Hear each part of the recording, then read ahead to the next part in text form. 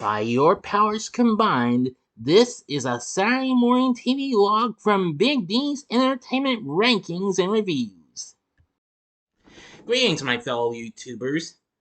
And, well, this time you're not going to see the title card from me welcoming you to the Saturday Morning TVLog in this episode, because this is going to be focusing on two shows, but with the same characters. Hi, I'm Doyle, better known to you as the Big D. This is Big D's Entertainment Rankings and Reviews.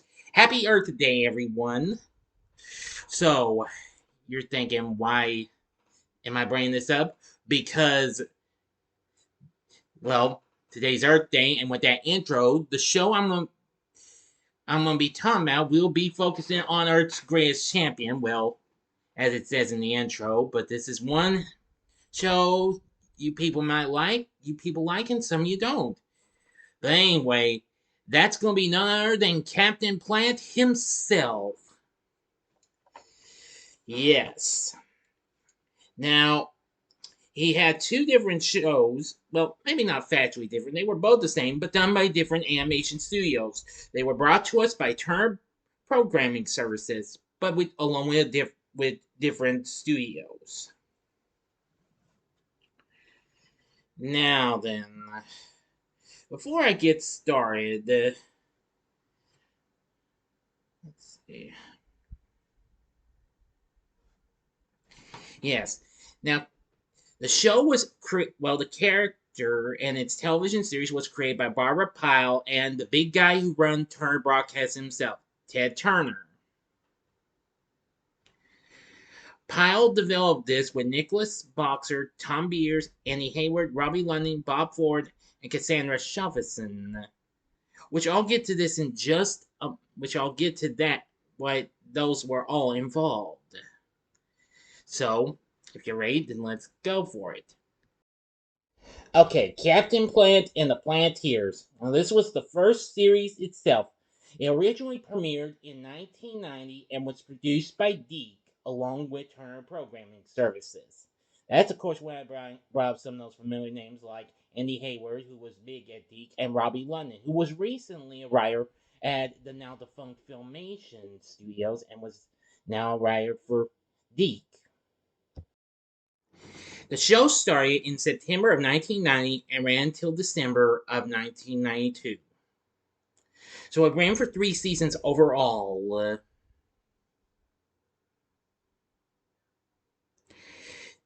Now,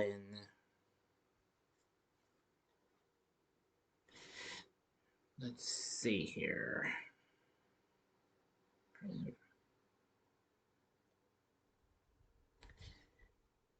Now, as our intro starts out, our world is in peril. Gaia, the spirit of Earth, can no longer stand the terrible destruction plaguing our planet. She sends 5 magic rings to 5 special young people.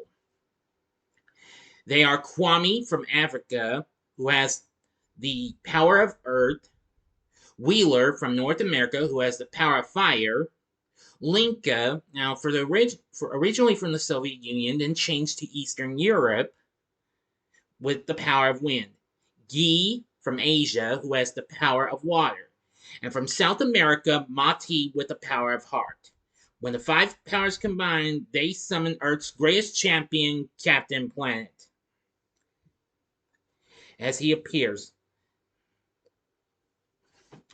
and says, by your powers combined, I am Captain Planet. And the Planeteers all yell, go Planet! Every episode is followed with at least 1 or 2 Planeteer alert clips, often connected to the plot of the story, where environmental, political, and other social political issues are discussed and how the viewer can contribute and be part of the solution rather than the pollution. That's how it turns out. Each week, Captain Planet and the Planeteers would take on some of the most diabolical creeps you could ever imagine. They are eco-villains. And let me tell you, these guys are pretty menacing and what have you. Now, before I get into more of the story, let me go on ahead and give you some more of Captain Planet. Be right back. Well, After over a half a year, the show had ended before 1992 was over with. But over a half a year later, the following year, Captain Planet and his Planeteers returned in the New Adventures of Captain Planet, which also ran for 3 seasons and also on TBS. But unlike its predecessor, it also got shown in syndication and was produced by the new addition to Turner Broadcasting's, well, the Turner Media Service, the animation giant Hanna-Barbera.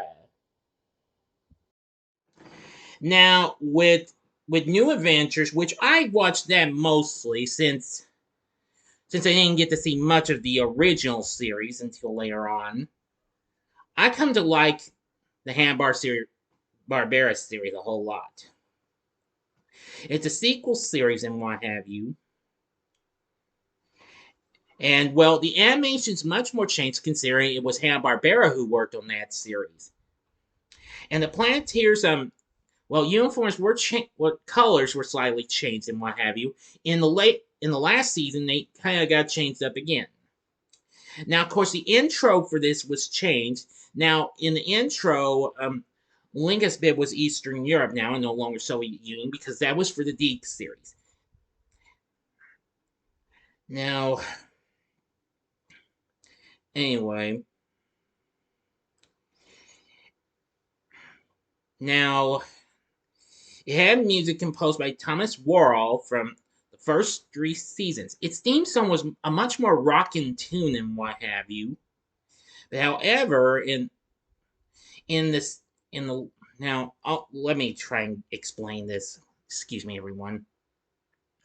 The original series was the second longest running U.S. cartoon of the 1990s, the Deke series, producing 113 episodes.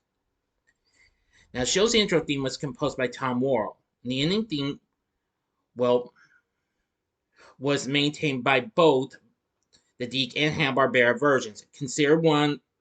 Is considered one of the most memorable parts of the series due to its catchy main chorus and rock track. And the lyrics was written by show producer Nick Boxer. It's performed by Murray McFadden and Timothy Mulholland.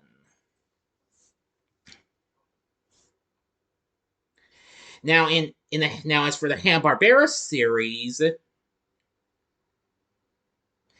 which was recently acquired by Turner a couple years before this even came out, it aired on Sunday mornings on TBS. Now, I actually caught the episodes Saturday mornings on our local ABC affiliate, where it aired along with SWAT Cats and Two Stupid Dogs, which also debuted the same year. The series revealed more of the past of each of the characters and expanded on it dramatically. The tone of these episodes was more mature than its predecessor, and of course, as I mentioned, the animation style was altered. Now, the synth rock soundtrack from the Deke series was replaced by a large number of orchestral pieces, like in the intro. And while the end credits theme was retained, the ending sequence was, well, now showcased footage from the Hanna-Barbera episodes. And full-time voice actors replaced most of the major celebrities that voiced Gaia and the eco-villains during the Deke seasons, which I'll get to that in a little while. Nonetheless, Captain Planet became so popular, and it's a form of edutainment and advocates environmentalism, and is known for having a number of famous actors providing voices for the villains. And the show spawned a franchise consisting of a charity and video games. Now, let me see. Now, later on in the series, if I'm not mistaken, it's hard for me to find this.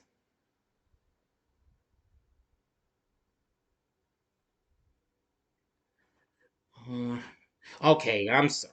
Now, in the show's final season, the main theme was changed into a little bit of a rap tune called the Eco Rap, which was performed by Fred Schneider of a certain band called the B-52s, which are well known for performing songs like Rock Lobster, Rome, and I hate saying that song's name because I hate it.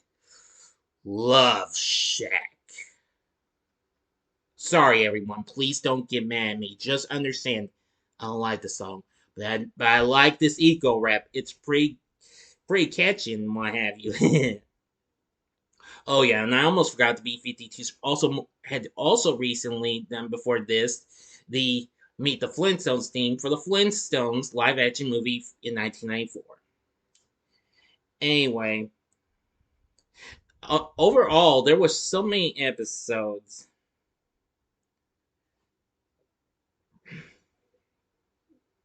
Let me see. Yeah, so there were overall 113 episodes produced and aired as you combine both series. There were 65 produced for the original series. And let me see. Uh,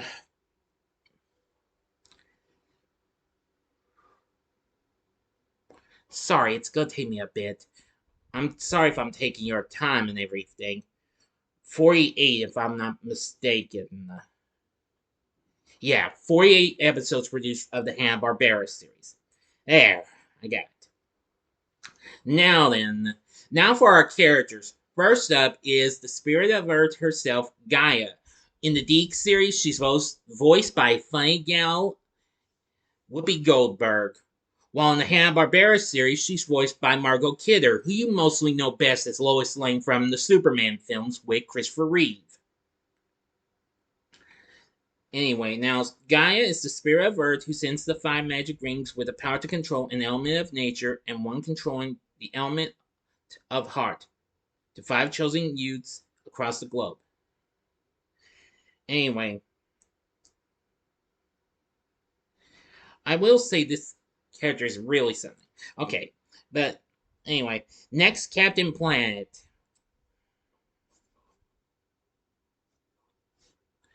who,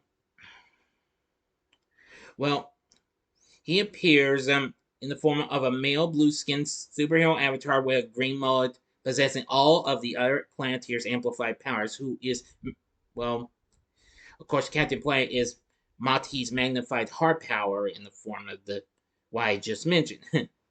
Once his work is done, he returns to the planet and always says, "The power is yours." Sometimes Captain Planet gets into a predicament of his own, but if you've seen the series, you probably know. He's voiced by David Coburn, who has recently appeared, before this has appeared on numerous TV shows like One Day at a Time, The Facts of Life, Different Strokes, and Growing Pains. He also recently voiced Donnie Wahlberg in the new Kids on the Block animated series on ABC, which actually premiered the same year, also from Deke. He also lent his voice to another Deke series before this, Pole Position. And he'd go on to appear in other shows, and also lend his voice to other series. He actually did the show's, well, the Hanna-Barbera series intro narration. Now, as for the Planeteers, we have Kwame, voiced by LeVar Burton, who, of course, most people already knew him best for hosting PBS's Reading Rainbow, which I'll be talking about later on this year, as well as playing Lieutenant Commander Geordi LaForge on Star Trek: The Next Generation. He originally did the intro for the Deke series. He possesses the power of Earth. Next, Joy Didio, if I mispronounced that, I apologize, voices Wheeler. Katsusi, who has done numerous voices at the time. She also was the voice of Lola Bunny in Looney Tunes, and well, also right about the same time she voiced Fifi LaFume and Lil Sneezer in Tiny Toon Adventures. She recently voiced Minx in Gem and the Holograms. And of course, she's actually more best known for doing Phil and Lil and their mother Betty DeVille on Rugrats. She voices Linka.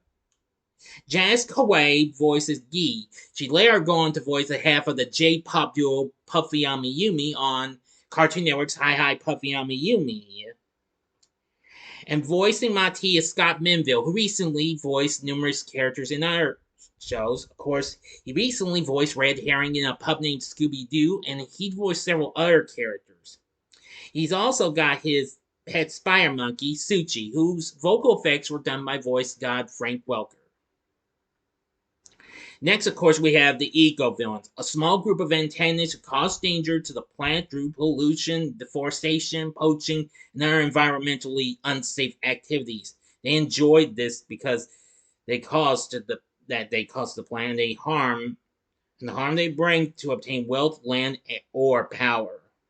They tend to work alone most of the time, but sometimes they will combine to form a team and what have you. The first member is Hoggish Greedley, voiced by Ed Asner, whom we sadly lost well, almost a couple of years ago. Most people knew him best for playing Lou Grant on the Mary Tyler Moore Show, as well as its self-titled spin-off series, Lou Grant. A pig-like human who represents the dangers of overconsumption and greed. Yes, he was the first villain Captain Planet in the Planeteers encountered. And then there's his partner, Rigger, voiced by John Ratzenberger, who you know him best for voicing Cliff Clavin on TV's Cheers.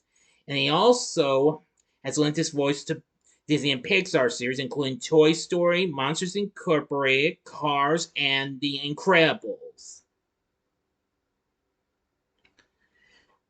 The next member is Verminous Scum, the second villain to appear. Part human, part rat creature, represents urban blight, disease, and drug abuse.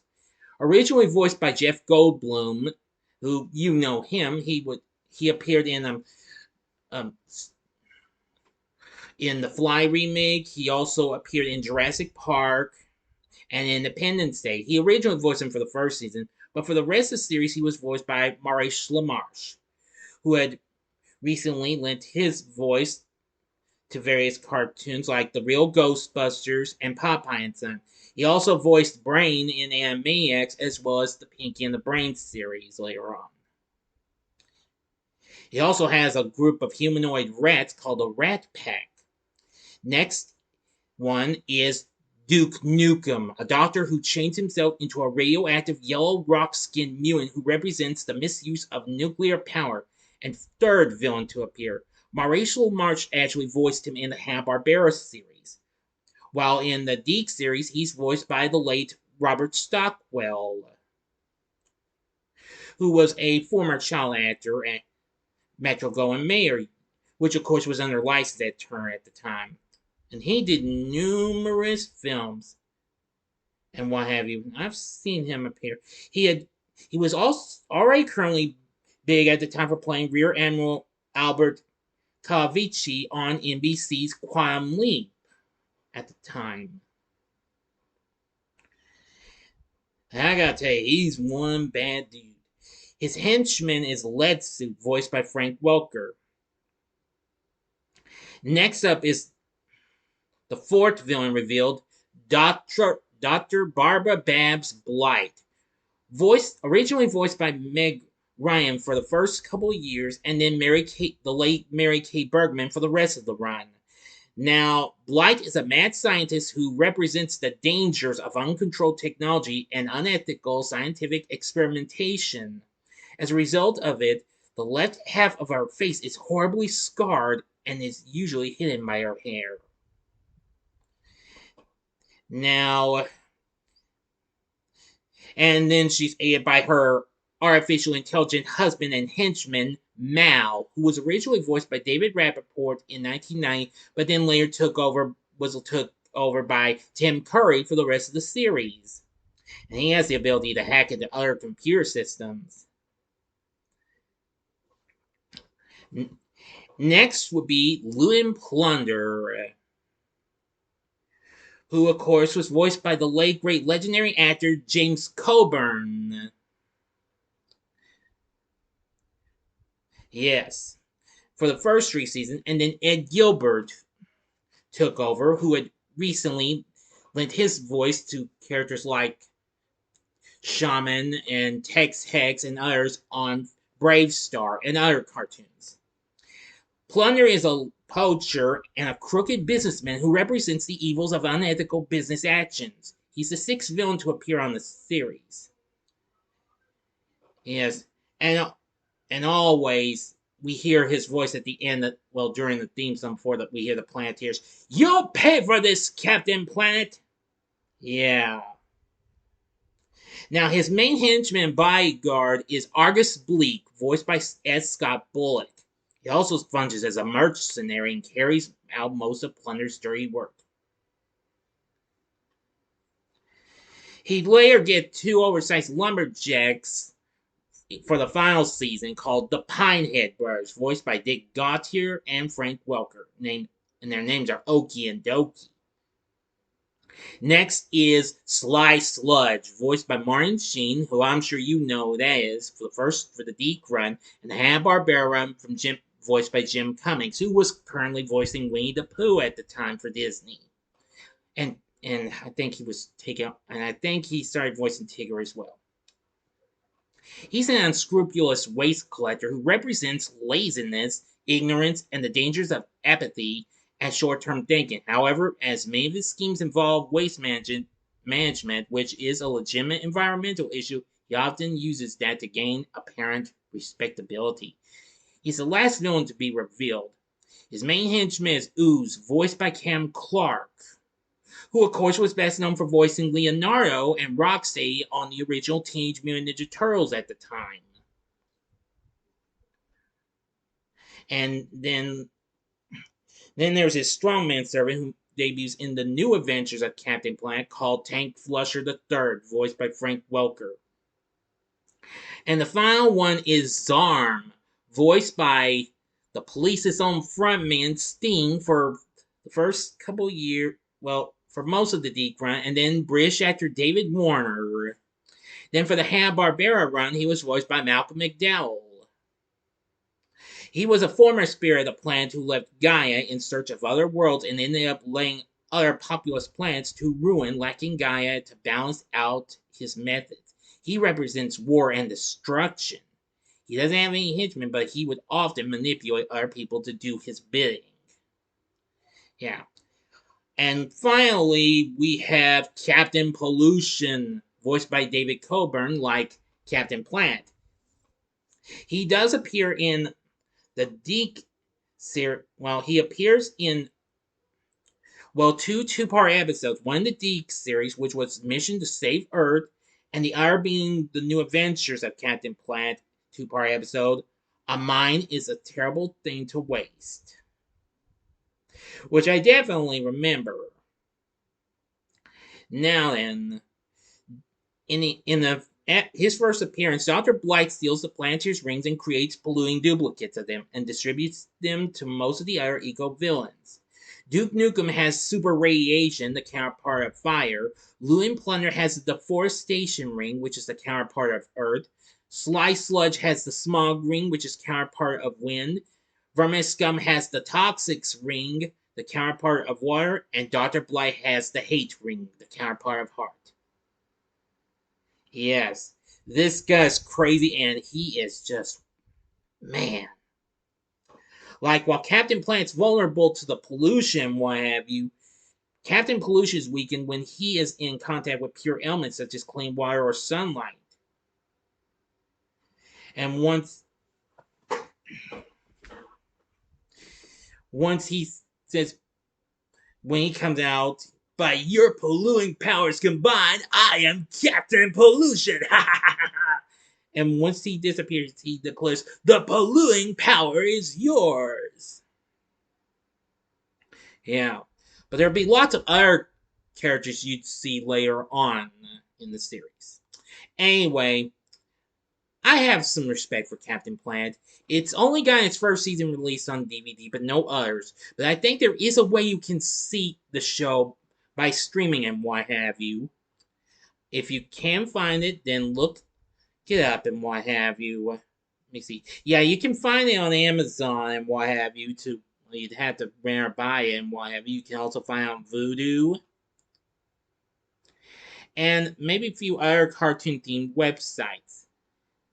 You might want to give it a shot. If you've never heard of Captain Planet, then I'd say this is something worth looking into. You might like it, you may not. You be the judge. So anyway, let me go ahead and give you a better look at our main characters. Now here's a shot of Captain Planet. There's the Planeteers. I think you'll know who they are. There's Guy, Linka, Mati, Wheeler, and Kwame. Yeah, those are all the good guys. Here's a look at the eco villains. There we see at the very top Duke Nukem. Then we have Sly Sludge, Hoggish Greedley, Lynn Plunder, Dr. Blight, and then of course the one at the low one is with torn clothes is Vermis Scum. But as for others, you can check out the series and what have you just to know what they look like. I'm sure you've seen what the others look like Zarm, and I'm sure you know what Gaia looks like, and Captain Pollution, and Mal, etc., etc., etc. Enough said. Captain Planet, the Planeteers, or the New Adventures of Captain Planet, whichever one you like, they're still pretty good. Anyway, what did you think of Captain Planet? Which version did you like? Did you like the DiC series or the Hanna-Barbera series? Please feel free to let me know in the comment section below. If you like this video, click the like button, subscribe, and be a part of the Big D Nation. And we'll have another video coming up for you real soon. This time I mean it, I promise. I won't tell you what it is, you'll just be surprised by it, okay? So I do hope you enjoyed this, and if you did, check out these other Saturday Morning TV logs. In the upper left-hand corner is the Saturday Morning TV log on pole position. The upper right-hand corner is the Saturday Morning TV log I did on another superhero show, which was X-Men, which was pretty big. And the bottom left-hand corner is the Saturday Morning TV log I did on the all-new Super Friends Hour for 1977. And the bottom right-hand corner is the button you can click to subscribe. If you like rankings and reviews on movies, TV, music, video games, etc., as well as the Saturday Morning TV log, then I'm your guy. Thanks for watching, and next week's Saturday Morning TV log is Hurricanes. So until next time, I'm the Big D saying see ya, and the power is yours. Bye now.